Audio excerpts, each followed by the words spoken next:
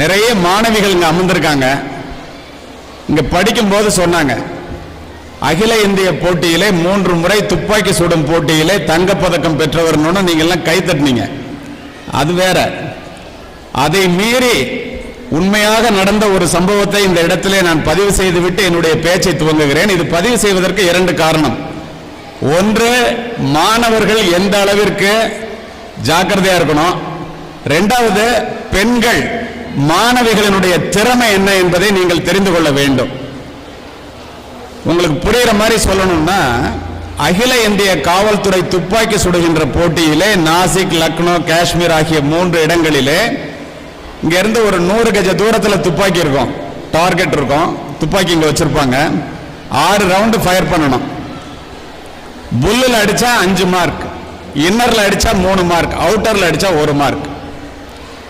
3 முறை நான் தங்கப்பதக்கம் பெறும் போதும் அகில இந்திய அளவில் இருந்து எல்லா அதிகாரிகளும், ஐபிஎஸ் ஆபீசர்ஸ் யாரெல்லாம் துப்பாக்கி நல்லா சொல்றாங்களோ எல்லாரும் வருவாங்க. இதை வெறும் காரணத்தோட பதிவு செய்யறேன்.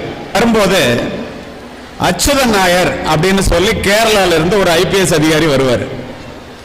அவருக்கு எனக்கு தான் கடைசியில போட்டியா இருக்கும். ஒரு 1/2 மார்க் 1 மார்க்ல நான் தமிழகத்துக்கு ஜெயிச்சறதுனால எனக்கு தங்கப்பதக்கம் வரும், கேரளாவுக்கு வெள்ளிப்பதக்கம் போகும். அப்போ இப்ப நான் உங்ககிட்ட சொல்ற மாதிரி, முயற்சிக்கு முன்னால் வருகின்ற தயக்கமும் வெற்றிக்கு பின்னால் வருகின்ற மயக்கமும் ஒரு மனிதனுடைய முன்னேற்றத்தை கெடுத்துவிடும் என்று எனக்கு சொல்லி தருவதற்கு ஆள் இல்லை. அதனால நான் என்ன பண்ணுவேன்னா, அவரை கொஞ்சம் அலட்சியமா பார்த்துட்டு போவேன். 4வது தடவையாக நான் போகும்போது எல்லாரும் அவுட் ஆயிட்டாங்க நாக் அவுட் சிஸ்டத்தில். கடைசியா 2 பேர் நிக்கிறோம். அந்த 2 பேர்ல ஒருத்தர் அச்சுதன் நாயரா தானே இருக்கணும்னு எங்க அவருன்னு கேட்டேன். அவர் ரிட்டையர்ட் ஆயிட்டாருன்னு சொன்னாங்க. எனக்கு மகா மகிழ்ச்சி. ஏன்னா நமக்கு போட்டியே இல்லை அப்படின்னு.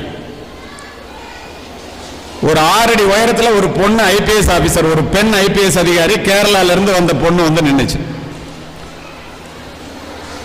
அர்ச்சனா என்று பெயர். பெண்களுடைய திறமைக்காகவே இதனை குறிப்பிடுகின்றேன். முதலாக 3 முறை அகில இந்திய போட்டியிலே தங்கப்பதக்கம் பெற்ற என்னை ஒரு பெண் முதலாவதாக வெற்றி கொள்வது என்பது துப்பாக்கி சுடும் போட்டியிலே 45 ஆண்டுகளுக்கு முன்னால் நடக்கவே நடக்காத ஒன்று என்று நான் நினைத்துக் கொண்டிருந்தேன். 2 பேரும் சுடுறதுக்கு போய் நின்னோம். யார் முதல்ல சுடுறதுன்னு கேட்டாங்க. நானே சுடுறேன். நான் ஏன்னா அந்த பொண்ணை கொஞ்சம் பயமுறுத்திடலான்ட்டு. அந்த பொண்ணு இப்படி சுடுங்கன்னுச்சு.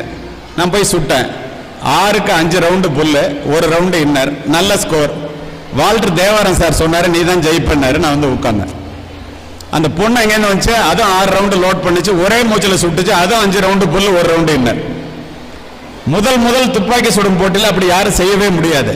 நான் ஒரு நாளைக்கு 20 ரவுண்டு பிராக்டிஸ் பண்றவன்.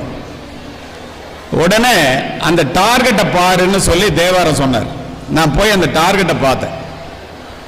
என்னுடைய துப்பாக்கி குண்டுகள் துளைத்ததை விட அந்த பெண்ணினுடைய துப்பாக்கி குண்டுகள் துளைத்தது மிகவும் நெருக்கமாக இருந்தது. குரூப்பிங்னு சொல்லுவாங்க. எனக்கு பயம் வந்துருச்சு. 2 பேரும் ஈக்குவல் மார்க், டாஸ் போட்டுடலாமான்னு கேட்டார் ஜட்ஜு. நான் உடனே எஸ்ன்னு. ஏன் தெரியுமா, தோத்தா கூட டாஸ்ல தோத்தோன்னு சொல்லிக்கலாம். அந்த பொண்ணு என்ன சொன்னிச்சு தெரியுமா, Kaliyamurthy, this is not a game of chance, it is a game of skill. சீட்டு குலுக்கி போட்டு எடுக்கிறது இல்லடா, திறமையின் அடிப்படையில் முடிவு பண்றது. உனக்கு தைரியம் இருந்தா வா, திரும்ப சுடலான்னு. நான் ஒத்துக்கிட்டேன். திரும்ப டை ஆயிடக்கூடாதுன்னு 10 ரவுண்டு கொடுத்துட்டான். நான் முதல்ல சொல்றேன்னு ஒத்துக்கிட்டதுனால 10 ரவுண்டு சொல்றேன். 9 ரவுண்டு புல்லு, 1 ரவுண்டு இன்னர். கதை அல்ல, நிஜம். அந்த பொண்ணு எங்கேன்னு வந்துச்சு, ஒரே மூச்சுல 10 ரவுண்டு சுட்டுச்சு. 10க்கு 10 புல். நான் தோற்று போய்விட்டேன். எல்லாருக்கும் ஒரே ஆச்சரியம். நான் ரொம்ப வருத்தத்தில் துப்பாக்கியை தூக்கி கீழே போட்டேன். அந்த பொண்ணு அங்கேருந்து தொடச்சி எடுத்து கொடுத்துட்டு, கலியமூர்த்தி அவர்களே, என்னிடம் தோற்றதற்காக நீங்கள் துளி கூட வருத்தப்படக்கூடாது.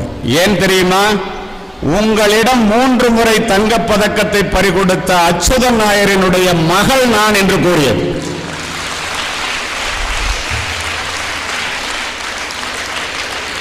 இதுல இருந்து என்ன தெரியுது, பெண்களினுடைய திறமை எல்லை இல்லாதது. படிக்கின்ற பருவத்திலிருந்தே மாணவிகள் அதனை புரிந்து கொள்ள வேண்டும். மாணவர்களுக்கு நான் சொல்லிக்கொள்ள விரும்புவதெல்லாம், ஜெயிக்கும் வரை குதிரை வேகத்தில் ஓடு, ஜெயித்த பிறகு குதிரையை விட வேகமாக ஓடு, அப்பொழுதுதான் உன்னுடைய இடத்தை தக்க வைத்துக் கொள்ள முடியும். சரி, ஒரு சம்பவத்தை சொன்னோன்னா எல்லாரும் அமைதியாயிருவீங்கிறதுக்காக தான் அதை சொன்னேன். உள்ளபடியே அமைதி ஆயிட்டீங்க. படித்தவர்கள், படிக்காதவர்கள், ஏழைகள், பணக்காரர்கள், உயர்ந்தவர்கள், தாழ்ந்தவர்கள் யாராக இருந்தாலும் ஒருத்தரை பார்க்கும்போது கேட்கிற முதல் கேள்வி, புள்ள என்ன படிக்கிறான், எந்த ஸ்கூல்ல படிக்கிறான், நாகூர் மெட்ரிக் ஹையர் செகண்டரி ஸ்கூல்ல படிக்கிறானா, பொண்ணு எப்படி படிக்குது, மார்க் எப்படி வாங்குது என்பது தானே ஒழிய எவ்வளவு பணம் வைத்திருக்கிறீர்கள் என்பது அல்ல. ஏன் பணத்தை விட கல்வி அவ்வளவு பெரியதா? பணம் பணம் என்று தேடிக்கொண்டிருக்கின்ற இந்த உலகத்திலே எல்லோருமே கல்வி என்று சொல்லுவதற்கு காரணம் என்ன? கல்வி அவ்வளவு பெரிய சிறந்ததா? ஆம், அவ்வளவு சிறந்தது. எப்படி தெரியுமா? என்னை பொறுத்தவரை ஜூலை மாதம் 17ஆம் தேதி 2015ஆம் ஆண்டு அரியலூர் புத்தக திருவிழாவிலே மேதகு மாமனிதர் அப்துல் கலாம் அவர்களும் நானும் அந்த மாவட்டத்தினுடைய ஆட்சித்தலைவரும் ஒரே மேடையில் இருக்கக்கூடிய வாய்ப்பு. புத்தக திருவிழாவை திறந்து வைத்து விட்டு அப்பொழுதுதான் வந்து உட்கார்ந்தார் அப்துல் கலாம் அவர்கள். ஒரு பொண்ணு எந்திரிச்சு கேள்வி கேட்டுச்சு, இந்தியாவினுடைய பெருமைகளிலேயே மிகப்பெரிய பெருமை என்ன கேட்ட கேள்வி. இந்த இடத்துல நான் அதை பார்க்கிறேன், அதனால இதை சொல்றேன்.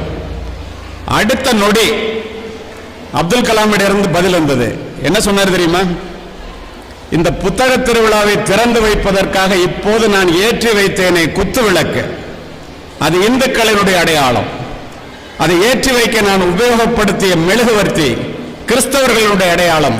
ஏற்றி வைத்த நானோ ஒரு இஸ்லாமியன். இந்த வேற்றுமையில் ஒற்றுமை என்பதுதான் இந்த இந்தியாவினுடைய மிகப்பெரிய புகழ் என்று கூறினார். இந்த இடத்துல நான் என்ன பார்க்கிறேன்னா, இங்கிருந்து போய் ஒரு பிசினஸ் பண்ணி தான் சம்பாதித்த பணத்தை, எந்த முட்டாள் வேண்டுமானாலும் பணம் சம்பாதிக்க முடியும், ஆனால் ஒரு புத்திசாலியால் மட்டுமே அந்த பணத்தை உபயோகமாக செலவு செய்ய முடியும். அதை செலவு செய்யலைன்னா அதுல அர்த்தமே இல்லை. இப்படி ஒரு பள்ளிக்கூடத்தை ஆரம்பித்த இடத்திலே நான் பார்ப்பது என்ன என்றால், பாரதி சொன்னதைப் போல ஜாதி மதங்களை பாரோ உயர் ஜென்மம் இத்தேசத்தில் எய்தினராயின் வேதியராயினும் ஒன்றே அல்ல வேறு குலத்தினராயினும் ஒன்றே. அப்படின்னா எவ்வளவு பெரிய விஷயம் பாருங்க. நீங்கள் இங்கிருந்தே ஒற்றுமையாக வளர வேண்டும் என்பதற்காக இதனை கூறுகின்றேன். ஒரு கோயில்ல புறா நிறைய இருந்துச்சு. அந்த கோவிலுக்கு வெள்ளை அடிக்க ஆரம்பிச்சாங்க. அந்த புறாக்கெல்லாம் பறந்து வேற இடத்தை தேடி போச்சு. பக்கத்துல ஒரு மசூதி இருந்துச்சு. அந்த மசூதியில் இருக்கிற புறாக்கள்லாம் அந்த புறாவை கூப்பிட்டுச்சு, எல்லாம் போய் ஒன்னா இருந்துச்சு. ரம்ஜான் மாதம் வந்துச்சு. அந்த மசூதிக்கு ஒயிட் வாஷ் பண்ண ஆரம்பிச்சாங்க. எல்லா புறாவும் ஒன்னா சேர்ந்து ஒரு சர்ச்சுக்கு போனுச்சு. அந்த சர்ச் இருக்கிற இடத்துல புறா எல்லாம் அதை வரவேற்றுச்சு. எல்லாம் ஒன்னா இருந்துச்சு. ஒரு நாள் கீழே இரண்டு சமூகத்தை சேர்ந்தவர்கள் சண்டை போட்டுக் கொண்டிருந்ததை பார்த்தவுடன் ஒரு குஞ்சு புறா தாய் புறாட்ட கேட்டுச்சு, ஏமா நம்ம கோவில்ல இருந்தோம், அங்கிருந்து மசூதிக்கு வந்தோம், மசூதியில இருந்து சர்ச்சுக்கு போனோம், அங்க இருக்கிற புறா எல்லாம் நம்மளை வரவேற்றுச்சு, கீழே ஏன் ரெண்டு சமுதாயத்தை சேர்ந்தவங்க சண்டை போட்டுட்டு இருக்காங்கன்னு கேட்டுச்சு. அதுக்கு தாய் புறா சொன்னுச்சு, நாம் கோவிலிலே இருந்தாலும் மசூதியிலே இருந்தாலும் தேவாலயத்திலே இருந்தாலும் அடிப்படையில் நாம் புறாக்கள் என்று உணர்ந்திருக்கின்றோம். அவர்கள் கோவிலிலே இருந்தால் இந்துக்கள் என்றும், மசூதியிலே இருந்தால் இஸ்லாமியர் என்றும், தேவாலயத்திலே இருந்தால் கிறிஸ்தவர்கள் என்றும் அடிப்படையில் மனிதர்கள் என்பதை மறந்துவிட்ட காரணத்தினால் சண்டை போட்டுக் கொண்டிருக்கின்றார்கள் என்று. இதை ஏன் சொல்றேன்னா, அந்த மாதிரி எந்த விதமான மாற்றமும் இல்லாம ஒரு தாய் வயிற்று பிள்ளையை போல இங்க இருக்கின்றீர்கள். இந்த பள்ளியினுடைய சிறப்பு என்ன தெரியுமா? ஏன் அவர் பள்ளிக்கூடத்தை ஆரம்பிச்சார் தெரியுமா? நீ கோவிலுக்கு செல்ல வேண்டும் என்றால் ஒரு இந்துவாக இருக்க வேண்டும், நீ மசூதிக்கு செல்ல வேண்டும் என்றால் ஒரு இஸ்லாமியனாக இருக்க வேண்டும், நீ தேவாலயத்திற்கு செல்ல வேண்டும் என்றால் ஒரு கிறிஸ்துவராக இருக்க வேண்டும். ஆனால் இந்த நாகூர் மெட்ரிக் ஹையர் ஸ்கூல் பள்ளிக்கு வர வேண்டும் என்றால் மனிதனாக இருந்தால் மட்டுமே போதும். அதுதான் பள்ளிக்கூடத்தோட சிறப்பு. கல்வியினுடைய சிறப்பு என்ன தெரியுமா? கல்வி ஏழைகளுக்கு செல்வம், செல்வர்களுக்கு அணிகலன், வீட்டிற்கு விளக்கு, நாட்டிற்கு நன்மை, எல்லாத்த விட நாட்டிற்கு பாதுகாப்பு. ஏன் அப்படி சொல்றாங்க தெரியுமா?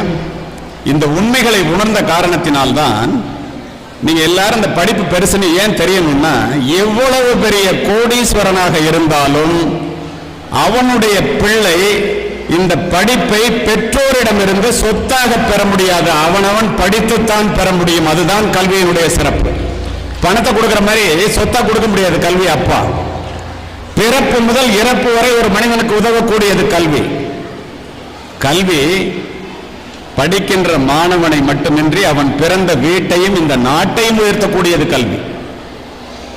இதை உணர்ந்த காரணத்தினால்தான் படிக்காமல் இருப்பதை விட பிறக்காமல் இருப்பதே மேல் என்றான் பேரறிஞன் பிளேட்டோ.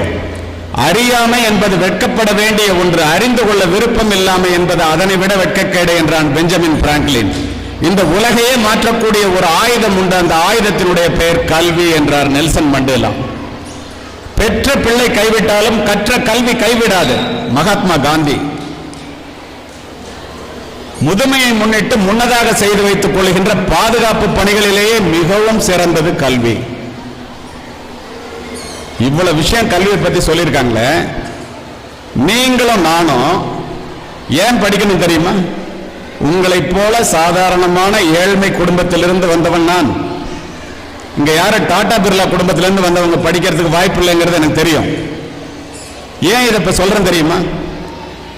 பணக்காரர்களை விட ஏழைகளாகிய உங்களுடைய பெற்றோர்கள் இங்கே அமர்ந்திருக்கின்றார்களே, முதுகெலும்பொடிய பாடுபட்டு முழு வயிறு காணாமல் உங்களை வளர்த்து இந்த பள்ளிக்கு ஏன் அனுப்புகிறார்கள் தெரியுமா? பணக்காரர்கள் மாளிகையிலே பிறக்கின்ற பிள்ளைகளினுடைய கால்களை கூட தாங்குவதற்கு தோள்கள் காத்திருக்கின்றன. நம்மை போன்ற ஏழை குடும்பத்திலே பிறக்கின்ற பிள்ளைகளினுடைய தோள்களுக்கோ சுமைகள் காத்திருக்கின்றன. பணக்காரர்களுடைய மாளிகையிலே பிள்ளைகள் வளர்ந்தே பிறக்கிறார்கள். நம்மை போன்ற ஏழை குடும்பத்திலே பிள்ளைகள் பிறந்துதான் வளர்கிறார்கள். ஒன்று தெரிந்து கொள்ளுங்கள், வளர்ந்தே பிறப்பது வாரிசுரிமை, பிறந்து வளர்வதே பிறப்பின் பெருமை என்பதை மனதிலே பதிய வைத்துக் கொள்ளுங்கள். அதுதான் கல்வியோட சிறப்பு.